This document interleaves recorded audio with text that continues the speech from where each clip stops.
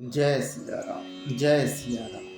श्री रामचरितमानस उत्तरकांड। रामचरितमानस का ये उत्तरकांड मुझे बहुत अच्छा लगता है, क्योंकि इस उत्तरकांड में जानकी जी को कहीं वनवास नहीं लिखा गया है, जो कि बाद में बनने के बाद रामायण लिखने के बाद कुछ लोगों ने हिंदू धर्म को नीचा दिखाने के लिए उत्तरकांड जोड़ के रखा था, जिसमें जानकी जी को वनवास दिया गया था। इसमें ऐसा बिल्कुल नहीं। जय सिया राम, जय सिया राम। केकि कंठाभ नीलम सुरवर विलसति प्रभात चिन्हम शोभान्यं पीतवस्त्रं सरसिज नयनं सर्वदा सुप्रनं प्रसन्नं पाणौ नाराचापमं कपिनिरपयुक्तबन्धुना सेव्यानं नैमिष्यनं जानकी सम रघुवरसनिशं पुष्पकारुढरामम्। मोर के कंठ की आभा के समान नीलवर्ण, देवताओं में श्रेष्ठ, भृगु जी के चरण कमलों के चिन्ह से सुशोभित, शोभा से पूर्ण, पीतांबरधारी, कमल नेत्र, सदा परम प्रसन्न, हाथों में बाण और धनुष धारण किए हुए, बानर समूह से युक्त, भाई लक्ष्मण जी से सेवित, स्तुति किए जाने योग्य श्री जानकी जी के पति, श्री रघुकुल श्रेष्ठ, पुष्पक विमान पर सवार श्री रामचंद्र जी को मैं निरंतर नमस्कार करता हूँ। कौशलेन्द्र पद कंजबूलम कोमलावज महेश वंदितो जानकी कर सरोज ललत्यो चिंतकस्य मन भृंग संगिनो। कौशलपुरी के स्वामी श्री रामचंद्र जी के सुंदर और कोमल दोनों चरण कमल ब्रह्मा जी और शिव जी के द्वारा वंदित हैं। श्री जानकी जी के कर कमलों से दुलराए हुए और चिंतन करने के मन रूपी भंवरों के नित्य संगी हैं, अर्थात चिंतन करने वालों का मन रूपी भ्रमर सदा इन चरण कमलों में बसा रहता है। कुंद इंदुदर गौर सुंदरम अंबिकापति भीष्टम सिद्धियम कारुणिकंकल कंजलोचनम नैमि शंकर मनमोचनम।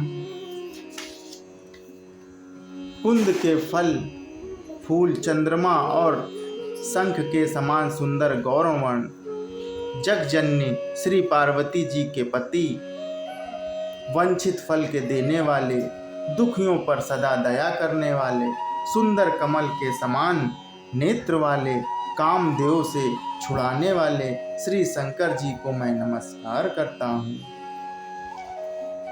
रहा एक दिन अवधि कर अति आरत सुरपुर लोग जह तय सोचहि नारी नर कृसतन राम वियोग।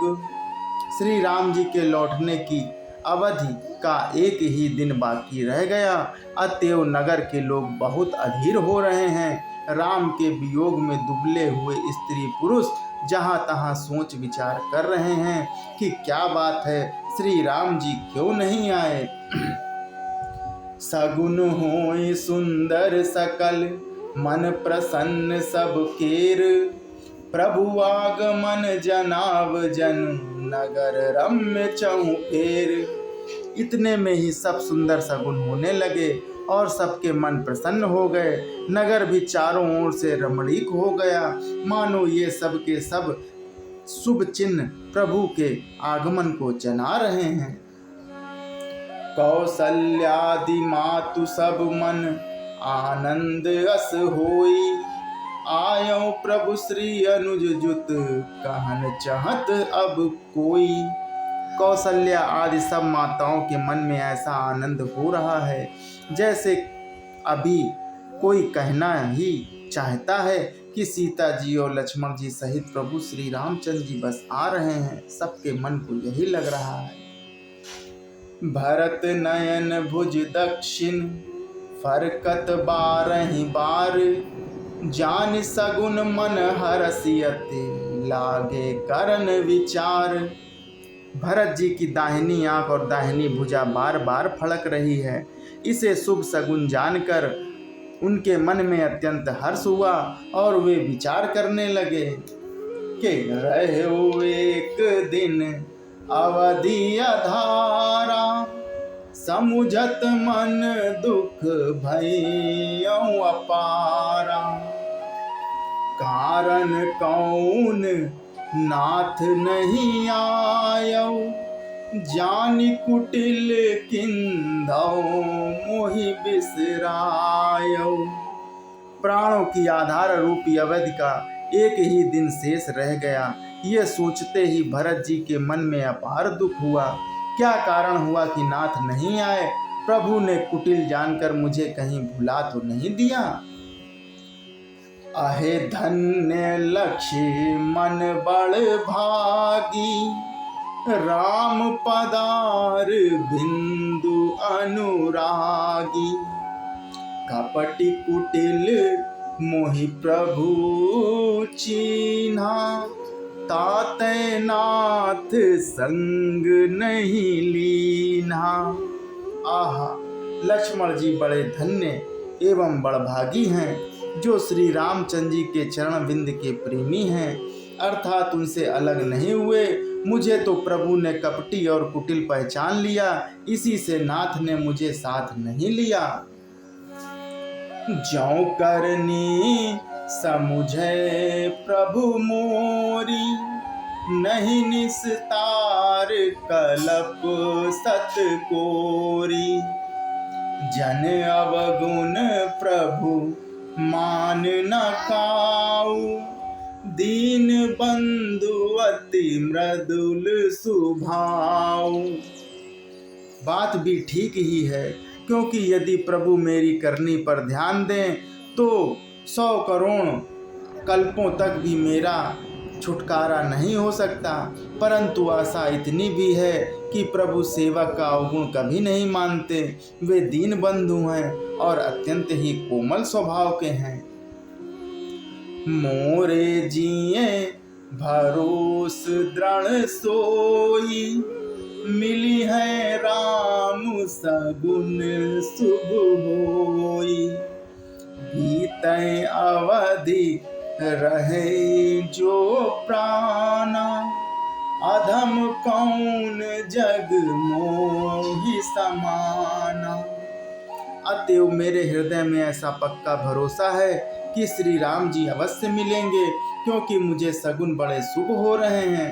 किंतु अवधि बीत जाने पर यदि मेरे प्राण रह गए तो जगत में मेरे समान नीच कौन होगा।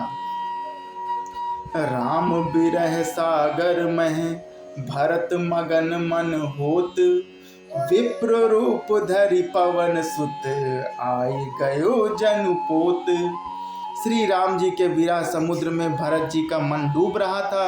उसी समय पवन पुत्र हनुमान जी ब्राह्मण का रूप धरकर इस प्रकार आ गए मानो उन्हें डूबने से बचाने के लिए नाव आ गई हो।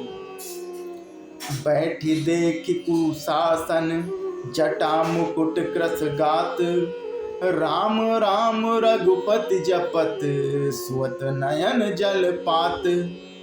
हनुमान जी ने दुबले शरीर भरत जी को जटाओं का मुकुट बनाए राम राम रघुपति जपते और कमल के समान नेत्रों में प्रेमाश्रुओं का जल बहाते उसके आसन पर बैठे देखा। देखत हनुमान अति हर्षेउ, पुलक गात लोचन जल बरसेउ। मन में बहुत भांति सुख मानी, बोले श्रवण सुधा समबानी। उन्हें देखते ही हनुमान जी अत्यंत हर्षित हुए। उनका शरीर पुलकित हो गया, नेत्रों से प्रेमाश्रुओं का जल बरसने लगा। मन में बहुत प्रकार के सुख मानकर वे कानों के लिए अमृत के समान वाणी बोले कि जासु बिरहे सोचहूँ दिन राती, रटहूँ निरंतर गुण गण पाती। रघुकुल तिलक सुजन सुखदाता, आयो कुशल देव मुनि त्राता। जिनके विरह में आप दिन रात सोच करते हैं, घुलते रहते हैं, और जिनके गुण समूहों की पंक्तियों को आप निरंतर रटते रहते हैं, वे ही रघुकुल के तिलक, सज्जनों को सुख देने वाले और देवता तथा मुनियों के रक्षक श्री राम जी सकुशल आ गए हैं। बोलो जय सिया राम, जय सिया राम, जय सिया।